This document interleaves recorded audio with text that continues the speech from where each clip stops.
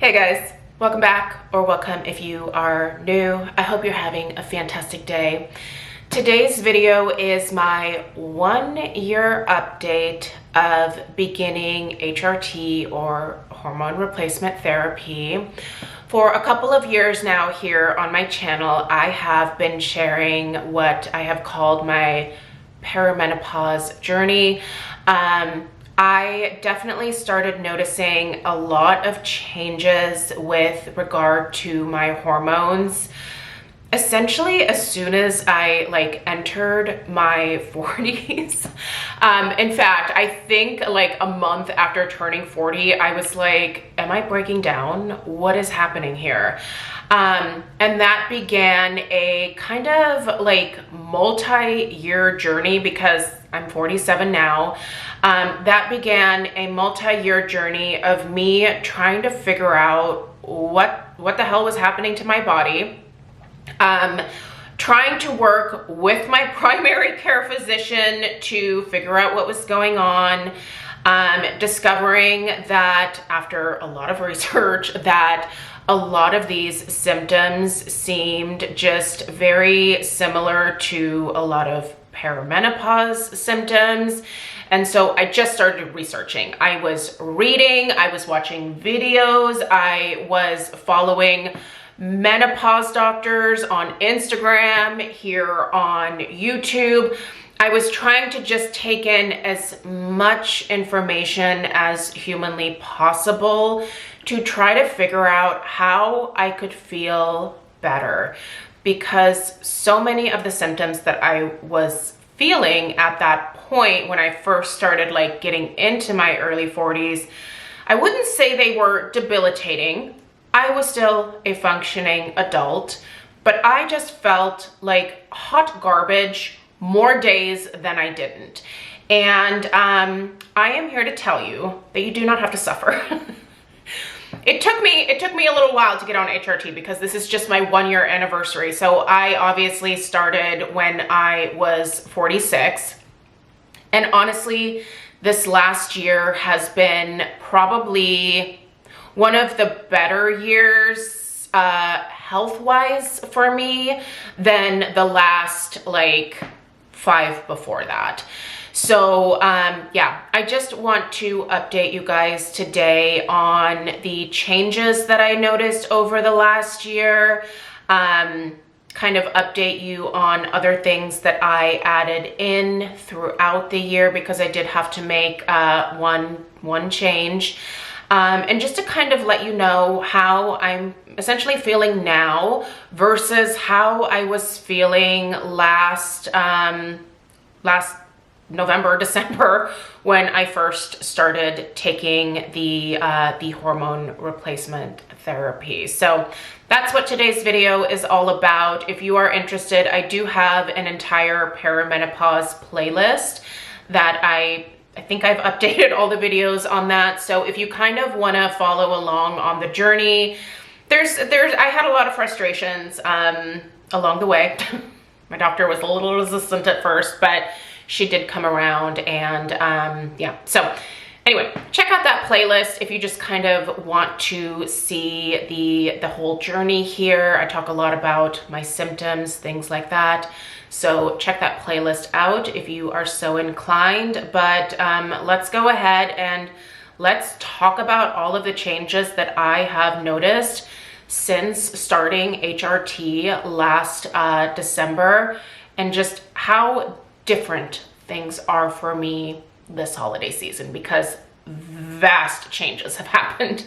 It's not perfect. It is not perfect, but vastly improved from how I used to feel. So let's get into it, you guys. So as I said, I started HRT at the very beginning of last December. Within, I would say, the first several weeks, I started noticing some not significant changes, some slight changes, but some positive changes.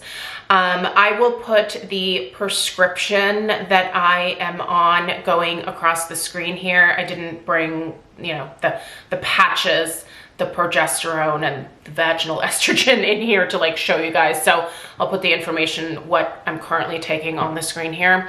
But I started out originally with the patches that you change weekly for my estrogen. And then I took a micronized progesterone pill every single evening. Within the first few weeks of just starting that regimen, I noticed that one, I was sleeping so much better. One of my biggest issues was that I just was not sleeping. I sleep so well now. In fact, as soon as I take my progesterone pill in the evening, I don't know what it is about that particular pill, but within probably an hour, I'm tired. And I am tired, the type of tired where like you just go to sleep not long after like hitting the pillow. It's fantastic. If you are not sleeping, you need to talk to your doctor, because the not sleeping led to so many issues for me.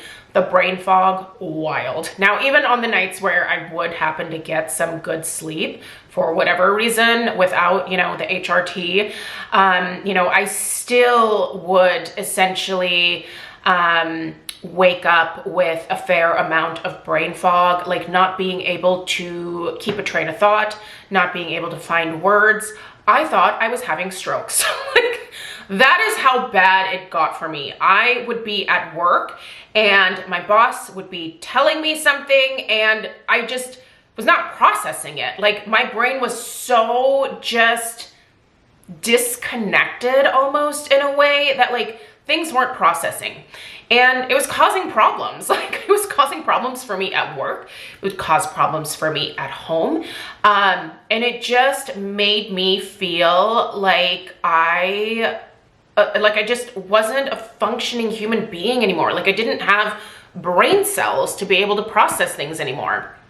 So that was a big thing for me, is the brain fog. That started to lift almost immediately after beginning HRT.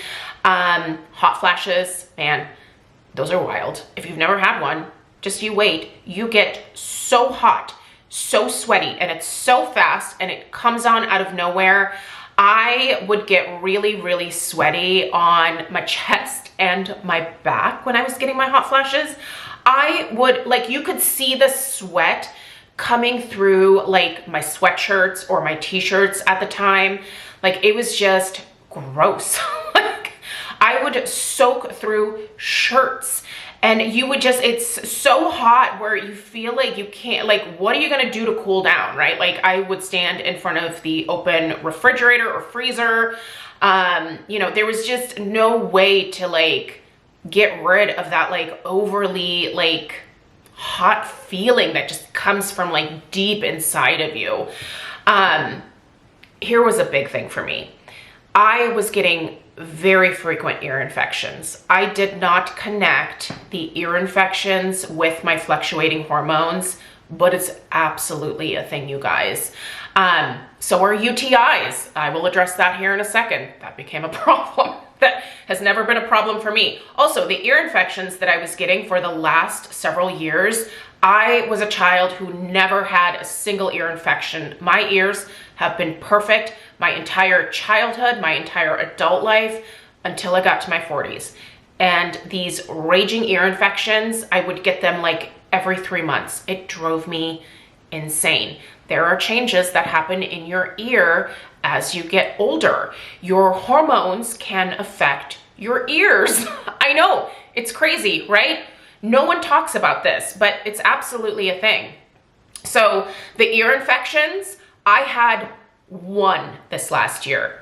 One, compared to like 5 or 6 the year before. And then like, you know, another 5 or 6 the year before that. I had so many frequent recurrent ear infections that I in fact went to a ear, nose, and throat doctor just this year to get my hearing checked because I thought it had caused damage to my hearing. Luckily it had not, but my hearing is actually still quite good for my age. But yeah, I just was like, there's no way this hasn't affected my hearing. Like, raging ear infections, like to the point where like the side of my face would swell up certain times, just incredibly painful. What else? Just an overall feeling of lack of energy, that while I don't feel overly energetic now, you know, I'm a year older now, and listen, I'm getting older every single year. Not all of these symptoms are, not all of the different symptoms that I'm experiencing are related to perimenopause. Some of them are just related to, like, you know, standard aging stuff. But specifically, a lot of these things that I'm mentioning here are related to the perimenopause. But yeah, just an overall like lack of energy, lack of wanting to do things. It almost sent me into a depression. And initially, my doctor, before putting me on HRT, thought that it would be a good idea to put me on an antidepressant. I had been on another one at a different point in my life when I did need one, but I wasn't 100% sold that I necessarily needed an antidepressant. I am actually still on it to this day. I'm still taking a very, very low dose of Paxil. I'm taking the minimum dose. I do think that for me, I have dealt with depression on and off in my life, and just having things kind of leveled out in my brain is probably a good thing for me overall. But it really didn't have an effect on any of my perimenopause symptoms, if that makes sense. Even being on the Paxil, I still was noticing, you know, that like I just had just this general lack of just like patience, wanting to be around people. I had a real lack of joy, and it's so improved after this first year. And you know, not everything kind of resolved within the first month or two. Some things, you know, needed a little bit more time to level out. But at this point in time, at 47, I feel about 1,000 times better than I did at, say, age 43 or 44 a few years ago, when I was younger, when I was, I don't know, maybe a little bit more mobile, maybe a little bit lighter, I don't know. But I just, having my hormones balanced now with the weekly patch, which, by the way, I think I'm actually going to go to a bi-weekly patch situation because that's going to be more affordable. My insurance, it does partially cover the hormone replacement therapy, but I still pay a lot out of pocket. So for me, I went to my insurance and I looked at some different options, and it turns out if I go to the twice weekly patch, that is actually going to cost me significantly less. So I'm going to make that change after the new year. But the progesterone and stuff, you know, like that just is what it is. One thing that I do want to mention is that I did start experiencing some UTIs this last year, which really hasn't been a thing for me in the past either. I maybe had like 1 or 2 other UTIs earlier in my life. I think it was in my 20s, but really hadn't dealt with those at all. And I started getting some recurrent UTIs. And I did learn that that is also related to perimenopause and menopause. As you age, you become much more susceptible as a woman to developing UTIs. There is a really good fix for that, though, that a lot of women can actually use. Even if you can't take traditional HRT in terms of the estrogen and the progesterone, you can use vaginal estrogen. And that is what I added in towards the middle of this year. And as soon as I started the vaginal estrogen, the UTIs just stopped. They stopped. Definitely look into that if you are struggling with frequent or recurrent UTIs. Even someone who cannot take regular estrogen and progesterone can, more times than not, there's gonna be an exception, so you need to talk to your doctor. You need to talk to your doctor. But most people can use vaginal estrogen, and that will absolutely prevent those recurrent UTIs. It's gonna really help down there. So look into that a little bit more. That was a big game changer for me. And so at this point, I am using the estrogen patch, the micronized progesterone pill, and I am using the vaginal estrogen. It is a cream that you insert 3 times a week. I'm told to use it 3 times a week. There might be different dosing depending on what age you are, or, you know, like kind of what's going on. So once again, you need to talk to your doctor. This is going to be the biggest thing that I stress to you in this video, is that if you are struggling, talk to your doctor. Explain your symptoms. Every time that you see something new popping up, write it in a journal. Go to your doctor fully prepared to tell them all of the things. I don't care if you are only 38 years old, you know what's going on with your body. And if you feel like your hormones are fluctuating at the age of 38, perimenopause can start in your 30s. It absolutely can. It can start in your 40s. It can start in your mid 40s. It's different for every person, but it can start as early as your 30s. If you are noticing changes in your body, you're not crazy. You're not crazy. You might feel like you are, but you're not. Write that stuff down, go to your physician, tell them what's going on. And if your physician doesn't listen, I had a hard time with mine, but I stuck with her. I did, because I was like, man, I do trust this woman. She's been an amazing doctor for me for many, many years. I've been with this woman for a long time, but she is a family practice doctor. She's not a gynecologist. I'm still waiting to get into an actual gynecologist office. I think I'm nearing the end of one of the waiting lists on one of my like top picks for a gynecologist. So fingers crossed in 2026, I can transfer over for all of my HRT care to a gynecologist. I will still see this family care doctor, even though at first she was a little more resistant to putting me on HRT. She just wanted me to kind of tough it out a little bit longer. But once I came with like my list and I was like, no, I'm not doing this anymore. You're going to prescribe this. I'm going to try it. I'm willing to accept the risks. And I did have a risk factor, and you'll see that in some of the videos. But it's just a lump that I have in one of my breasts. It is scar tissue from a breast reduction that I had back in 2013. So it has remained stable. It's been monitored. It's stable. So it's not cancer or anything like that. But, you know, I understand, you know, that she just wanted to be very thorough. You know, she didn't want me to start something that could potentially cause issues for me down the road. So I do appreciate the concern, but when I got to the point where I was like, I really can't do this anymore, she was like, okay, yeah.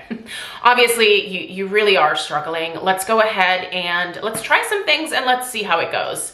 And yeah, I've been checking in with her a couple times over the last year. She has sent me, you know, some emails, just kind of checking in, seeing how I'm doing. And it's been great. And she's like, perfect, good. Well, let me know, you know, if you need any adjustments.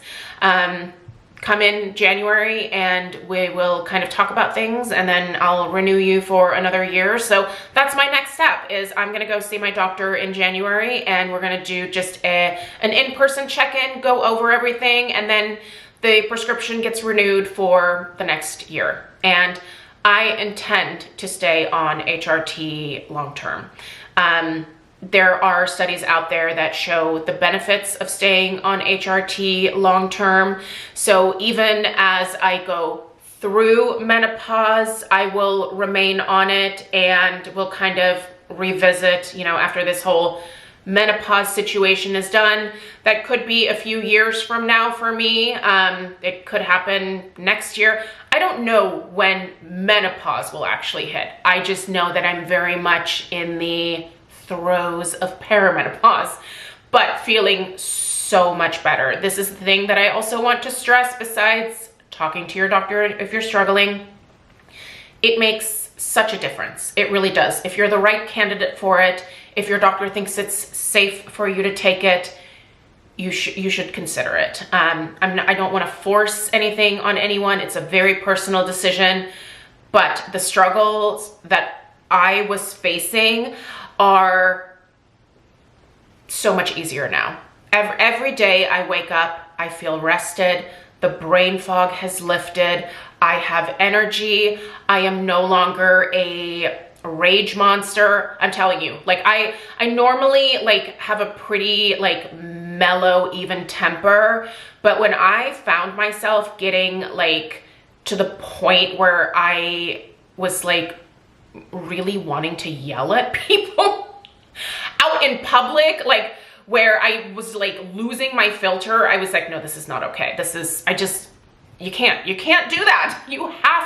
You have to behave yourself out in public. So I feel like all of that like anger, that rage has lifted. I have so much more patience with my family, with the outside world. I feel like I'm just able to think more clearly. I am able to make good decisions. I just don't feel like garbage anymore. I'm not getting ear infections. I feel better. And that's all that I wanted to stress in this video, is that I just feel so much better this holiday season than I did previous holiday seasons prior to starting the HRT. I would actually say last Christmas was really quite nice because I had been on HRT for a few weeks by that point. So things are starting to kind of turn around at that point. But I mean, even from that to this year, it's a world of difference. I just feel better. I feel like I look better. Yeah.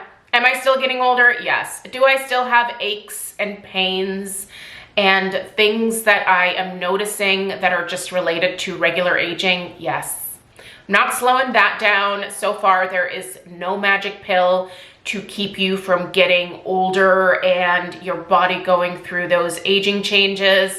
That is just something that I'm gonna have to ride out and manage as well as I can. But yeah, I feel great. I am still taking some other supplements. I am taking a magnesium supplement daily because I feel like that just also helps with, you know, some leg cramps, which is something that I deal with from time to time. And just overall wellness, I think that magnesium helps with that. And most Americans are actually deficient in magnesium. I take an iron supplement so that, you know, anemia isn't a thing. And this is TMI, but since I mentioned the anemia here really quickly, I think part of the reason that I became anemic is that when I started getting into these perimenopause years here, my bleeding during my periods increased immensely. Like I was losing so much blood that like there were days where I would feel lightheaded. So that's no longer a thing. Honestly, my periods are back to being super normal and pretty regular, actually. I have yet to like skip a period or anything like that. So yeah, but I still take the iron supplement at this point just to like maintain that. And you know, like I take a hair, skin, and nail supplement. I take vitamin D because I live in the Pacific Northwest and we need extra vitamin D here. So, you know, fish oil, basic things like that. But yeah, the HRT that's what's making the actual difference here. So I love my supplements. I am a supplement girly, but they are no replacement. I'm telling you, it's no replacement for the actual hormone replacement therapy. If your estrogen is tanking, ideally, you can level that out with HRT, same with your progesterone. Yeah, it's been a whole year of not being nauseous from the, you know, ups and downs of the estrogen tanking and rising and all of that stuff. That nausea is gone. It's a world of difference. And I am here to just encourage all of you who are struggling to go seek help. Talk to your doctor. You need to get seen for this, you need to be heard, and you need to see if you are a candidate for some of these medications, which can really help you feel immensely better. Again, it's not going to be for everybody, but I think it is worth a try. It was worth a try for me, and it really was a game changer. So I encourage you to do the same thing.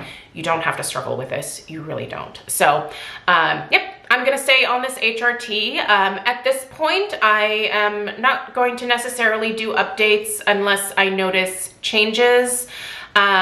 So maybe I will check in next summer and then at the end of next year. But unless, you know, things go haywire over here, I plan on just continuing my hormone replacement therapy and feeling maybe not like $1 million, but I definitely feel like a couple $100,000 compared to before. So I'll take it. All right, I hope this was helpful. Please let me know if you have any questions. I am here to support all of you guys who are on the journey as well. talk about this, that you should not be suffering in silence. Talk to your girlfriends, talk to your mother, talk to your grandma, talk to whoever you need to process what's going on. Yeah, you shouldn't be suffering in silence. So, and your doctor can help with that. All right, I hope you have a fabulous rest of your day. Subscribe if you are new, and give this video a thumbs up if you found it helpful. I'll see you guys in the next one. Take care. Toodaloo.